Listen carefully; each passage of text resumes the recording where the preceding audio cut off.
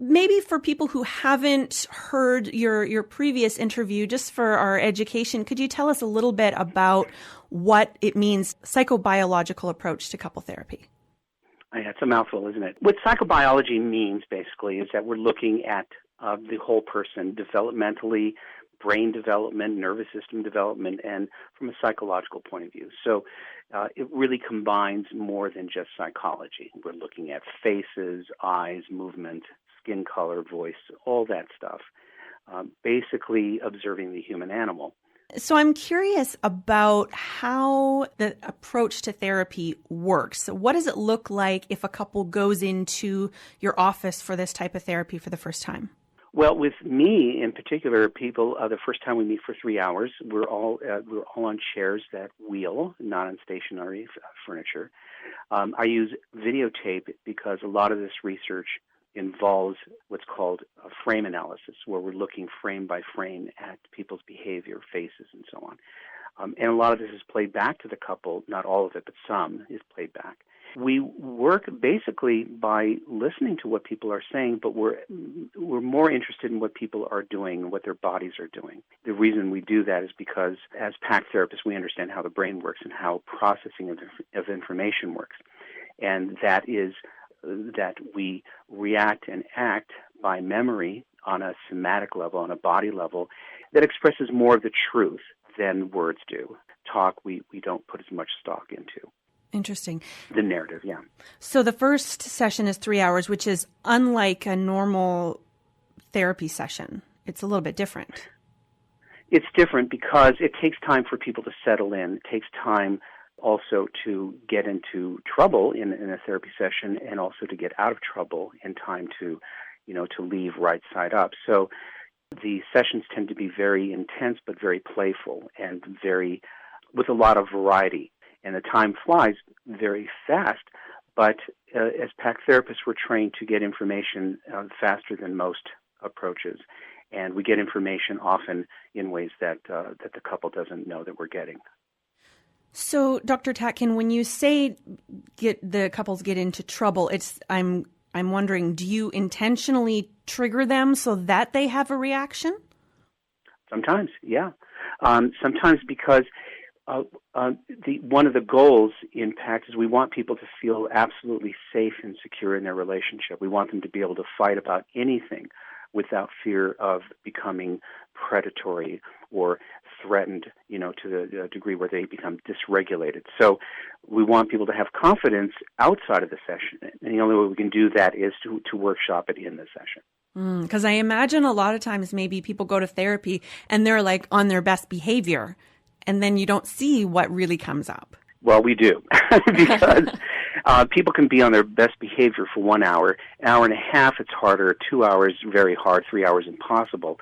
And so it becomes more of a natural situation. When we spend more time together, people loosen up, and we start to see what people are really up to. One of the things that the PACT therapists look for right away is, who are these people? What do they really want, and what are they up to in therapy? Mm-hmm. And we have ways of getting that information very early. Awesome. One listener asked, how many hours of therapy and working on this psychobiological approach would it take to actually notice a difference in your relationship? People notice it after the first session, and that's because we're working differently. This is a capacity model, not a conflict model. We're looking at not so much money, time, mess, sex, and kids, which is basically what people fight about.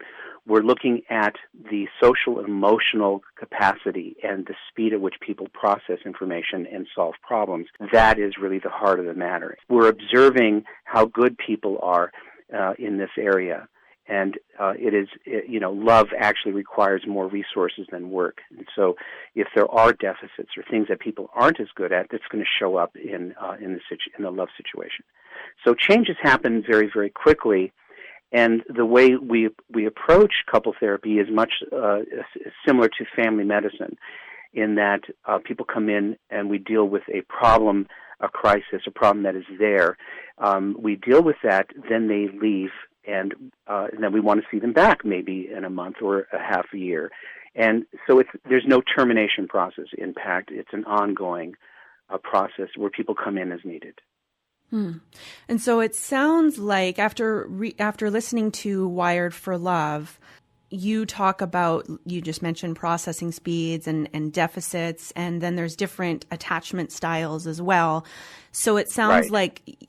like what you're doing is training the couple to be able to recognize those signs that their partner is starting to get triggered. Right. We're training or retraining or teaching people to pay attention and to be present. And that means that they're face-to-face, eye-to-eye, which is why we use the chairs on wheels instead of a couch. Basically, we're engendering love, feelings of love, because love is experienced through eye gazing and being physically close. In that way, we're doing what people did probably in the courtship phase of their relationship, but probably stopped doing it. And we're getting them to start to pay attention to not themselves so much, but to start to notice their partner. We want people to be good caregivers of each other and to be experts on each other. And most people coming to therapy are not. It's interesting. People think about being very good at their work, but they don't think that it's even more important to be good at one's partner.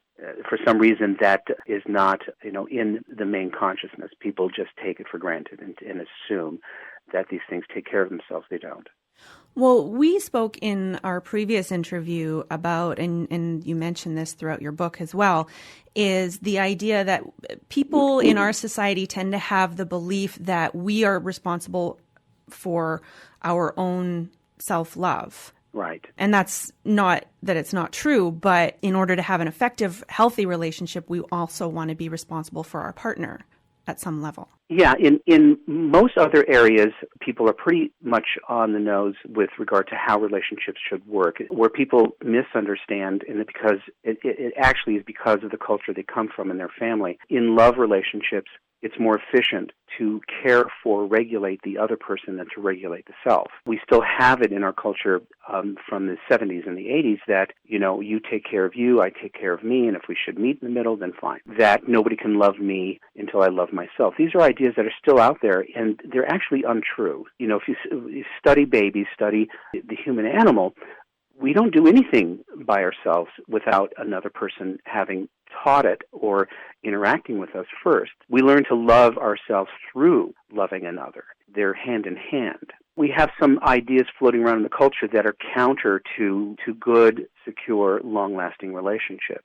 And PACT, we strive to alter that, change that. What about people who maybe don't have a lot of supports in their lives? They're not around a lot of people. Most of their friends are just acquaintances and they don't have a partner. Is there anything that they can do to kind of generate something similar to what they might have with a partner as far as love? PACT centers around the idea that secure functioning is not only important for couples, but it's important for the world. That secure functioning means that two people, let's say, are in an arrangement that's truly mutual and that's based on fairness, justice, and sensitivity. We advocate secure functioning even if it's not a romantic relationship. You needn't be in a romantic relationship. This is good friendship. This is being in the foxhole together. This is also a wise thing to do because two people can protect each other from the environment better than one. But this is an attitudinal thing. People have to have the right attitude, and that is that we agree, you and I, to have each other's backs. We agree to do things for each other that nobody else is willing to do because we can and because the alternative isn't that good. We're on our own. We're exposed to the environment, which is hostile, and also to the slings and arrows of life, which are anxiety-producing. To be tethered together, you and I, to make agreements that protect each other's interests. Like I said, we're in the foxhole together, takes certain existential fears off the table and allows us to sleep better at night, wake up refreshed, and to have energy to do other things in life. So it's just smart social contract here talking about. Did I answer your question?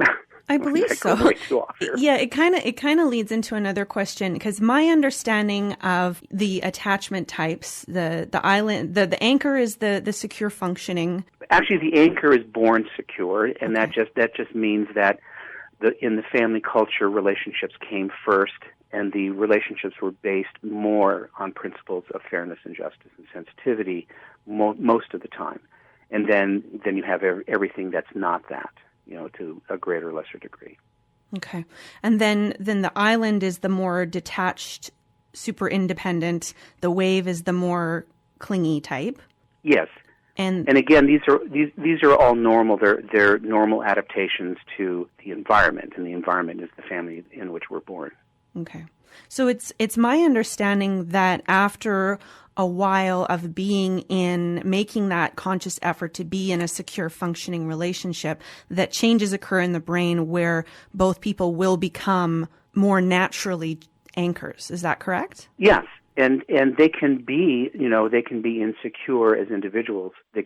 One person could be an island, which is to say that person operates in a way that fears loss of independence and loss of self. And that can be with somebody who's a wave, which means that person fears abandonment and rejection and punishment. They can be together and craft an agreement that holds the two of them together and protects each other, which makes the relationship secure functioning, even though they are, in fact, insecure as individuals. That's why we're saying that any couple can be secure functioning, and we can prove it. We have people from all areas of life, street people, mentally ill people, people with brain damage, people with personality disorders. They're able to forge secure functioning relationships. Okay, so that brings up, I'm curious if you could go to PACT therapy with, say, a friend or with someone who, like, let's say it's not a permanent relationship. If that relationship ends, are you just back to square one, wave, island, messed up again? Well, there were two questions in it, I think. Can people come to PACT therapy as friends? Yes. Business partners? Yes. As father, son? Yes. Or as a family, for that matter. We're really talking about the attitude of the relationship and whether the people in the relationship are protected by virtue of their agreement or a set of agreements to do that. And that goes beyond personality, it goes beyond feeling. Your question seemed to have another part to it. If the relationship ends, are you back to square one? Yeah. No, because I think that we learn, don't we? We learn from every relationship, hopefully, that we've been in, and we take our mistakes, if there are mistakes, and we learn not to do those again in the next round. The important thing is not that the relationship lasts, but that the relationship is secure functioning and that people are thriving in the relationship. We have a concern, in the world about alienation, people being cut off. It doesn't mean they have to be in a partnership, but it does mean that people have to have a social network of some kind. Otherwise, we know that humans and primates get sick. We get sick when we're not connected to others. There's more mental illness. We die earlier. We have more physical ailments. But just being with another person is not an assurance of health. That relationship, again, has to be secure functioning because we can get sick in a bad relationship, too. One of the main things about the psychobiological approach is that you're able to make eye contact, you're able to see the person's physiology changing in front of you. I mean, with telephone, at least you can hear voice tones. You pick up some information there. But we're moving towards email, text communication, and I have experienced for myself that this causes a lot of conflict, unnecessary conflict. How have you been noticing this with your clients? Well, there's a lot of really good things about social media and the way people are communicating. In one sense, people feel like they're tied in together more than perhaps before because of all these different ways of connecting with others, even if some of those ways seem to be not as real. But the face-to-face, eye-to-eye contact is really important for what we call interactive regulation. And that is because we're visual animals. Our brain is visually oriented. It used to be a smell brain, but it's a visual brain today. At the top of our influence is touch, and then vision, and then sound. So we can get into trouble, you and I, on the phone by misreading each other's intentions because we can't see each other's faces. Even worse than that, texting, we can't hear voice. So if people are bad at this, they're going to be even worse. If they're bad at mutually regulating each other face-to-face, eye-to-eye, they're going to be horrible probably with text. Although there are some exceptions. Some people are actually better there and terrible face-to-face, but, that's usually not the case. Well, we also warn people about talking about important matters while driving in the car because they're facing forward and one person is using resources to drive. And that is an area where people can get into fights very, very easily because, again, of the way the brain operates and the way the eyes are built. If you're going to deal with anything that's emotionally intense, you're better off pulling over to the side and facing each other and then driving later. Well, and one of the things I notice about the phone, I find that the more emotionally triggered you are, the harder it is to think about, okay, let's take a step back. Let's talk about this when we can be in person. So I feel like, we have to deal with this right now. And so we might have a conversation over the phone. And the problem with that is, even if you're trying, if your partner needs soothing or you need soothing, the only resource you have is your tone of voice and your words. That's right. You can't touch them. No, you can't touch them.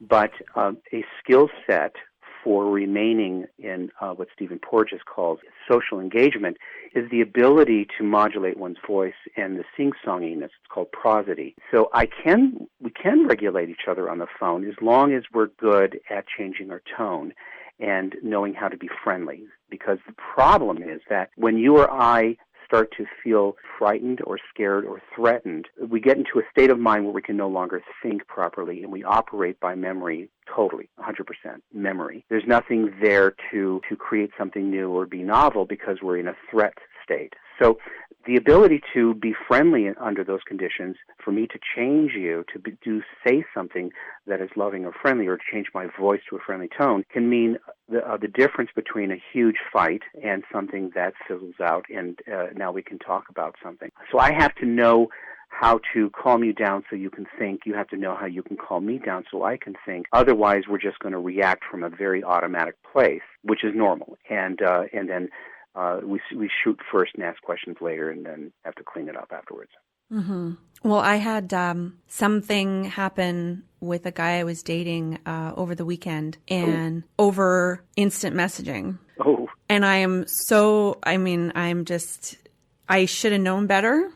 But once it kind of started, it was the train, there were no brakes. And I was like, I can't do this anymore. I basically broke up with him by instant message because he doesn't like the phone. So I was like, do you want to talk about this in person? Do you want to? And it was just sort of like, that wasn't happening. And so I'm kind of going, blah, blah, blah, blah. And he said, he typed, I'm covering my face so I don't have to see what you say. And I should have seen that as a sign of like what you teach, like, shut up now, you're making it worse. And I didn't. And I just was like, I can't. And I was trying to explain why, but it was just making it worse and worse. And then there's all these sunken costs and you're just trying to make it better.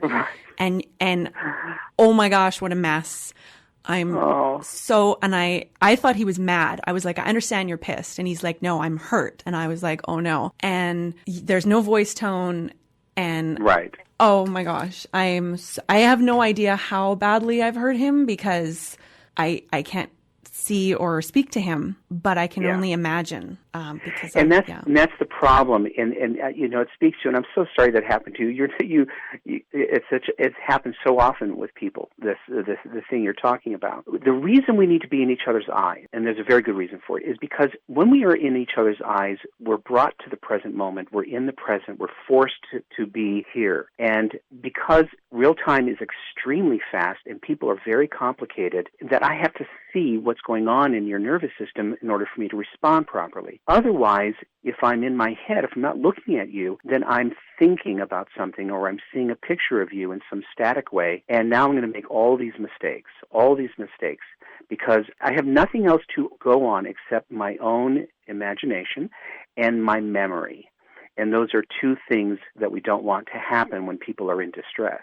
Now, if you're feeling great about each other, your imagination, your memory, it comes in handy. But if you're in distress, you're going to start to anticipate wrong things based on your history, and you're going to make moves impulsively that are going to be threatening. And it becomes, like you said, a catastrophe. People need to actually be in each other's eyes, to be in the moment and to see what's in front of them and not what's in their head. And unfortunately, when you do texting or anything like that, you have nothing else but what's in your head. It's a painful, painful experience to not know how you're affecting somebody or what their face is doing and how to fix it. And it sounds like that's the experience you had. Yeah, and then there's also the way, like, I can't control how they're interpreting what I write because of the lack of voice tone and all of that. And then I thought he was angry. So I'm responding. I mean, I wasn't in an attacking mode, but I also am quick processor. I don't know him well enough to know how quickly he processes, but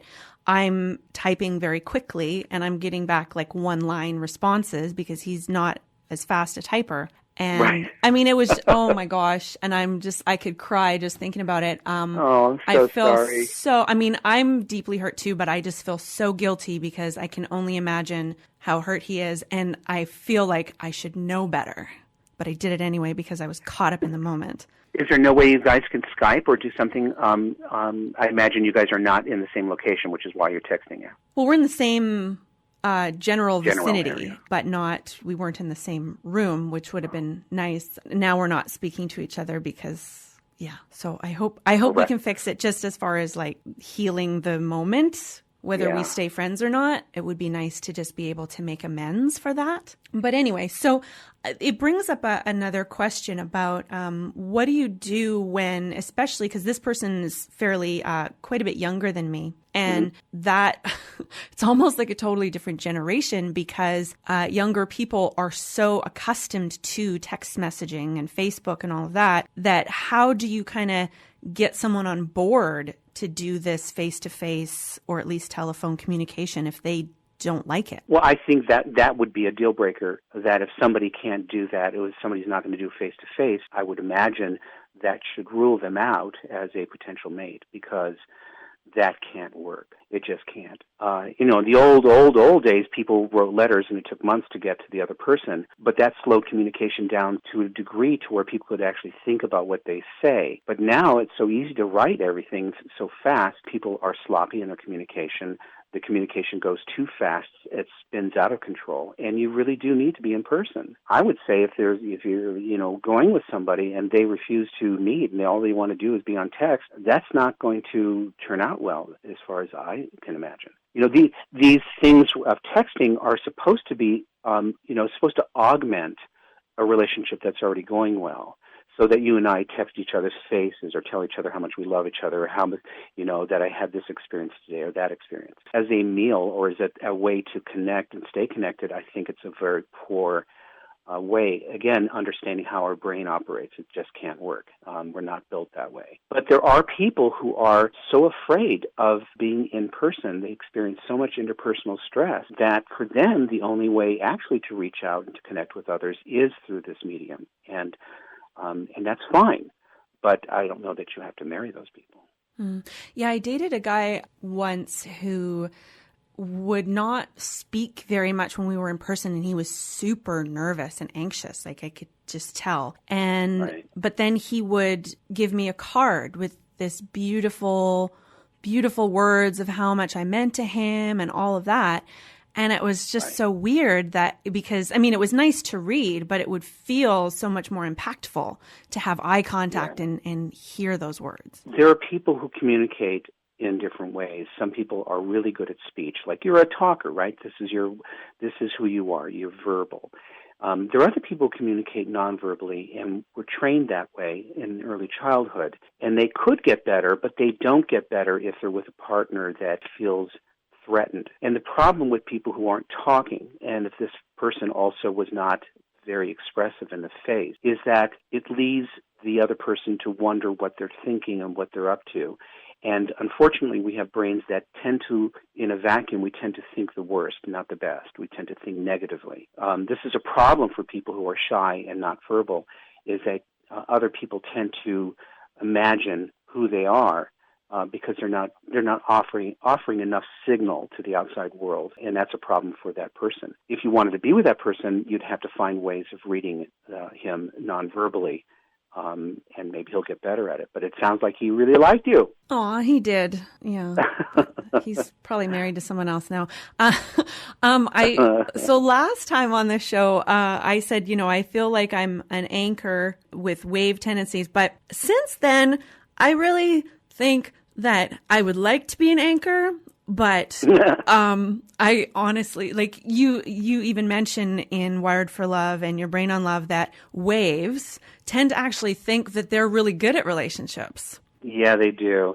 And one of the reasons they do, just like islands think they're good at independence, and they're not. They think they're independent, but their independence came by way of neglect. If you come from a family that sneers or looks down on dependency, then of course you're going to be independent and you're not going to admit that you need anything. But waves were brought up many times being caregivers and having to take care of at least one parent in the family. So their social skills are such that they are actually more related than the island. They are better at relationships, but they're not as good as they think. And that can be proven, But we have our ideas about ourselves, right? And so we carry those ideas, and then we find out in real time, maybe, some of this is inflated. Yeah, because I view myself as a good communicator, very compassionate and empathic, and that is true. But when I get emotionally triggered, I just railroaded this poor man, and... Well, you know what? He should learn to type faster. Yeah. Don't blame him. Dude, learn to type faster. But it's very funny you mentioned it, Marie. Just as digress a second, him typing slow and you typing fast. There are people who we call them hares, like rabbit hares, where they're very fast processors in a social emotional tug of war. They're good. They're fast. It doesn't mean they're right, but they're just fast. And there are people who are tortoises. These are very smart people, some really, really smart people. But in the social emotional area, they're slow. And they're just not as quick. And oftentimes they find themselves against the ropes. And maybe this guy isn't just a slow typer, like you said. Maybe he's a slow processor. And that, for that person, they could feel bullied, even though they're not being bullied, but they could feel it because they're just not as quick. So it's interesting you brought that up, by the way. Yeah, of course it would never be my intention to hurt anyone right. or bully anyone.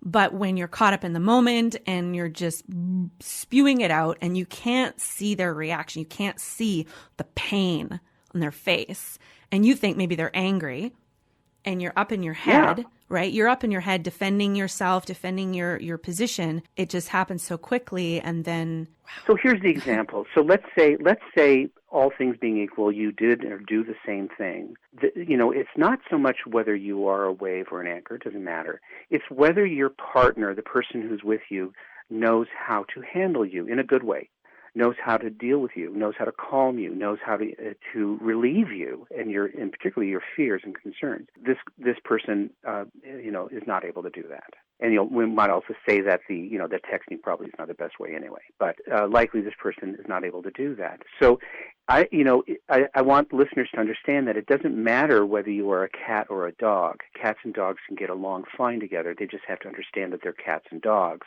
and not expect otherwise, and that they know how to handle the other. Does that make sense? Yes, and I'm also curious about, with the waves and the anchors, does introversion or extroversion have anything to do with that? It bleeds in a little bit. For instance, people who are introverts are more likely to be, more of them are going to be islands, just because of the way the island, their developmental trajectory, what they experience early in childhood and how they process information, tends to be more in line with people who are shy and introverted, but not always. And people who are waves tend to be a little bit more socially engaged and tend to be a little more extroverted, but not always. So, I don't want people to take these and use them as hard and fast rules, because people are always more complicated than any idea that's out there. But I think it's safe to say that if somebody is not a big talker, if somebody is shy, if somebody is introverted, those are island-like qualities, but that doesn't necessarily mean they're an island. Okay. Well, so how have this thing all started? And am I talking too much about this? I like talking about things in context. No, I'm having fun. Okay, good. So how this all started is he had texted me and hadn't talked to him for a couple of days. So I wanted to connect, and we were both home. And so I said, hey, feel free to give me a call tonight at some point. And he texted, maybe I'm messing around with something. And I'm no voice or anything. I interpret that, with me needing to connect, I interpret that as, maybe I'll call you, but this thing is more important than you. And this is a new relationship. So I messaged him back and I said, clearly I need more attention than you have time to provide. So see ya. Right. And then there was sort of back and forth. Anyway, ended up calling me. But then it happened again, and I ended up just saying, look, I can't do this anymore. But the conversation that we had, he was like, look, I'm really introverted and I need a lot of space. And I said, I can totally respect that. And I actually said, I'm pretty high maintenance. I like a lot of attention. And if that's hard for you, then perhaps we're just not a match. His attitude seemed to be, I'm going to be my introverted self. I'm going to take all the space that I need. I still want to be with you, but you should just deal with it. At least that's how I interpreted it. So I'm curious from a relating standpoint, how important is it to have a compatible desire for interaction? People can be exactly who they are and then understand the benefit of being in a relationship that is secure. However, insecures tend to come to the table with an attitude that is not mutual. In other words, insecures, people who come from insecure backgrounds, tend to come from a one-person system where it has to be good for me, but it doesn't if it's not good for you, sorry about that. If people are going to want to be feeling safe and secure in a relationship and be who they are, they can, but they do have to take responsibility for their impulses and reflexes. So as an island, let's say, I do like my space and I am introverted, but I want to be with you, and so I understand who you are and I understand how to talk to you and how not to make you feel endangered or abandoned. And I'm able to also be who I am. So for someone like that, the problem is how do I be myself in a relationship? I need relationship, but when I get into one, I'm endangered in some fashion. So I stay away or I stay out. You would need somebody, he could be just like this guy, but he would understand his tendencies because maybe he's already been through this, many times. He's tired of it and he really wants to be in a good relationship. So he reins his tendencies in from time to time and also takes the time to understand you, but he's apparently not doing that. So you both have to understand who the other person is and know how to approach, how to deal with that person so as not to activate their worst fear, you see. You come to the table with a set of fears based on experience, and so does he. And you're both sweeping each other for signs that this is going to happen again, right? You're going to be hurt again. He's going to be hurt again. Your jobs are to allay each other's fears on this matter, but it's too easy to alarm one another, right? And so that's what happened. Let me ask you something. Have you guys met face-to-face yet? Oh, yeah. We've spent time. Oh, yeah. No, we met before we started dating, and it's just all. Okay. But the thing is, I'm also balancing, like, I accept that I am fairly high needs as far as, like, attention. I'm fully admit that I'm high maintenance, and I want to be, I don't want to smother anyone. But I also, if I'm going to be constantly feeling abandoned, that's not good for anybody. So how do you balance respecting someone? Like I had waited 2 days. I didn't contact him. I let him come to me. So then when I offered the phone call and I was rejected, it was like a knife to my heart. Even though I knew intellectually he would never want to hurt me. Like I know how much he likes me, but I couldn't help but take that personally. So how do you balance like being someone who likes a lot of space, someone who's a wave, giving that island their space without feeling rejected or abandoned? Right.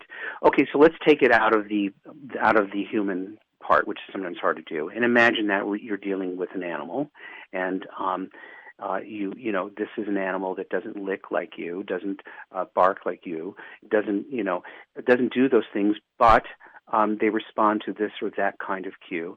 And the way to get them to do things is you have to approach them a little differently than you would, say, another animal. The way to deal with someone like that is to not wait on your end because that makes you more anxious, but to use more of a strategy of catch and release.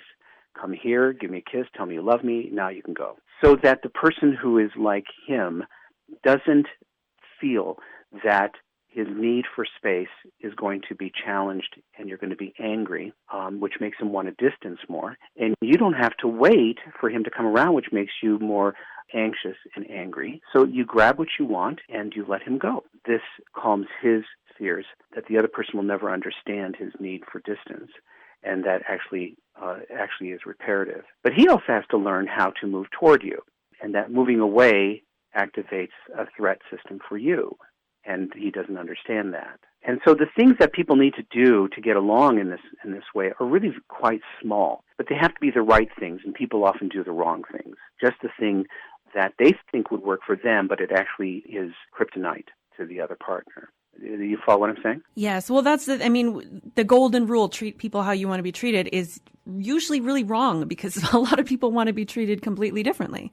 They have different brains and they have different experiences and they have different fears. And keep in mind that 99% of our day is automatic. We have a part of our brain that's running our lives 99% of the time, and it's running off of memory. It's not running off of anything to do with consciousness. And we need to do that, otherwise we wouldn't be able to exist. So that's good because it's efficient, but that's bad because we make too many mistakes by doing this. He's operating by memory when he reacts to you, as do you to him when you see signs of withdrawal or that he's not available. And in this way, rather than calming each other, you excite each other's worst fears. And that is something that people can learn to not do. And it makes all the difference in the world because both of you felt threatened. You felt threatened by his dismissal and lack of availability.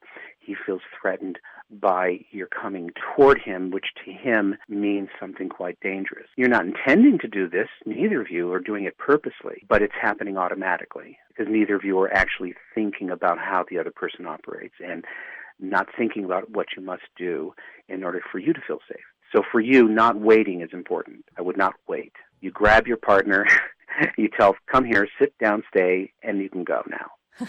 So that you're not holding on to them too long. For the island, timing is everything. They're always afraid they're going to be held too long and be trapped. And they have no defense against that other than to flee. And so one way around that is to make sure that they know that it's okay. You have them come to you, and then you can let go of them right away before they need to get out. For the wave, it's important for them to know that when they're negativistic and angry, that their partner isn't going to go away, that they'll move toward them and love them up. It's the opposite of what people think to do intuitively, but that's the repair that's necessary. And I'm wondering if maybe you'll cover this in your book, but you mentioned the catch and release technique, which I like. Like what happened, Right. What was happening in the beginning was, and this was very new. Like it progressed, it got way too intense too quickly, which is why I ended it. But I was saying to him, well, will you message me tomorrow or message me when you get home? And I was asking him and he would comply, and then I would be happy and say, thank you, I appreciate it. But then after the last time I saw him, I said, give me a call sometime soon. And I wanted to see how long, and maybe this was my mistake. I wanted to see how long it would take him to naturally reach out. And by that time, I felt already deprived. Yeah, that's a mistake because I have a feeling you do that, maybe you wait, and that's a way to see whether the person will come to you. But again, you're picking a cat, and cats don't do that. So that's bound to make you feel hurt. For all you know, this is somebody who just loses his attention in whatever he's doing and forgets because he does not experience a feeling of being tethered to anybody. So you might feel it's very personal they didn't call you, but it's probably not. Just like he may think it's very personal to him when you're angry with him, but it's really not really. So this is how we all tend to not understand each other and how easy it is to do that. People need to understand also that human communication is so incredibly flawed. If people are not very careful to make sure that the other person understands what they're saying, there are going to be lots of mistakes. People are assuming things all the time. They're taking things for granted. And the more you guys, the two of you, get to know each other, the more you're going to automate each other. And your mistakes are going to increase because you're going to assume you know the other person and that you know yourself with the other person, and that's probably not really true. It just seems that way. But okay, so I hear what you're saying about it not being personal, and I do understand that on an intellectual level. But it doesn't terribly personal. But it's still my emotions, especially because I'm highly sensitive emotionally, I still feel it, even though my brain is telling me this isn't personal. It's like this battle between my thoughts and my emotions. All these dating experts say men like to pursue, you shouldn't. So that's why I'm kind of like, I don't want to be too buggy. I think it's fine. As adults, be yourself. Contact him when you want to contact him. Because what you're vetting, you're looking for somebody who can tolerate that, right? Can tolerate you wanting to connect and wanting to contact, not somebody who you have to worry about and you have to strategize with, right? I say do that. And by the way, this idea that men need to pursue is not strictly a gender issue. There's a gender overlay with regard to male and female behavior, right? But attachment, there are women who do not like people pursuing them, who are introverted like this gentleman, and they don't want to be contacted. They don't like to be pursued. And men who love that. I think it has to do more with early experience of attachment and what we fear most if we depend on another person. I fear if I depend on you, you'll reject me or you'll abandon me, or I won't be loved or wanted. Or I fear that if I depend on you, I'll lose myself, you'll take all my things, I won't have my independence, and I'm trapped. And these are real fears that people have based on real experience, but they're old experience. These are old experiences, and unfortunately we bring them to the table when we date and we meet another partner. Does that make sense? It does, and I'm really aware of, we just have a few minutes left in the show before Parts Unknown comes around. So I'm just wondering and thank you so much, Dr. Tatkin, for your time. And you're not high maintenance, by the way. Everyone's high maintenance. There's this illusion of people being high maintenance. You're high demand, and I think what you want is not somebody who says don't demand so much. You're wanting someone who demands back. Mm-hmm. So let's us both be high demand. Let's us both be pain in the butts. Let us both be needy. Fine, that's the quid pro quo. We get to be as needy as we want to be with each other, rather than we can only do that so much. In love relationships, people do best when they're very needy with each other and they make demands on each other. That's the quid pro quo. That's how it evens out. And I totally, I want to be that for my partner, but anyway. To find somebody who wants to do that too. Yeah. So we'd have just a few minutes left in the show. What would you like to focus on for the last couple of minutes? Oh, golly, this was so much fun. I wasn't even thinking about that. Gee, I don't know. I wasn't prepared for that. I was so involved in your story. Well, if people are interested, first of all, anyone who is a human should read your book and listen to Wired for Love. StanTatkin.com is your website. But if people want to actually see a therapist and do this PACT psychobiological approach to couple therapy, where can they do that? How should they contact you? They can go to StanTatkin.com, and there's a link there to our professional site, which is called thepactinstitute.com. And PACT is PACT, thepactinstitute.com. And that's where people who also want training in this form of therapy, we teach all over the world. We have training programs all over the world. And also a way to find people who to do treatment with. So there's a lot of ways that people can reach out. So either of those sites, info@stantatkin.com or info@thepactinstitute.com, all of that will get to the right places. Awesome. And I know that there are a lot of therapists and coaches who listen to this show. What level of education does one need to become trained to be a PACT therapist? Well, we accept only people who are licensed or pre-licensed. In other words, they're getting their license. So there's students, but they're going to get licensed. We restrict it to those people. Those are, by the way, they can be psychiatric nurses, psychiatrists, physicians, therapists, psychotherapists, social workers. Doesn't matter. But we don't let lay people in. They have to be professional and working towards professional licensure and interested in loving, also working with couples. Cool. Well, do you want to tell us a little bit? I don't know how secret it is. I know you're working on this dating book. It's coming out later this year, right? Well, the last chapter was just submitted, so we're done. It's called Wired for Dating. It's through a New Harbinger, and it's due to come out at the end of this year. Oh, awesome. I'm so excited to read that book. It can't come fast enough for me. I just You're delightful, Marie. You really are. Oh, thank you. And I disagree. I think I'm really freaking high maintenance, but I'm worth it. So what? So worth it. Oh, Chris says I'm worth it too. Thank you. You know what? People are just irritating and a pain in the butt. That's just people. And there is no such thing as a low-maintenance person up close. Maybe from afar, and maybe if they're in a coma, but no, people are, if they're low maintenance now, they're not going to be very long because people eventually get to be very difficult. I could find a boyfriend in the coma ward. That is There you go, coma.us. You could do a new dating site. You could search the coma word. That is a novel idea. Well, I really appreciate your time, Dr. Tatkin. Is there anything you want to add before we say goodbye?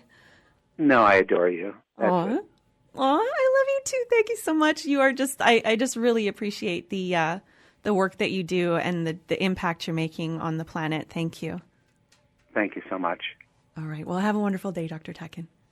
You too. Take care. Bye. Bye. So that was Dr. Stan Tatkin. Again, you can find him at stantatkin.com. He is, along with his wife, the founder of the PACT Institute, PACT. If you are looking for couples therapy, if you want to go with your friend, there are therapists all over the place that are trained in this psychobiological approach to couple therapy. So stantatkin.com is where you can find all the information. And I hope that you have a wonderful day.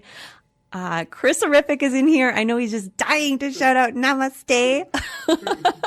But I want to send you lots and lots of love. Be well. I love you so much. Namaste. Namaste.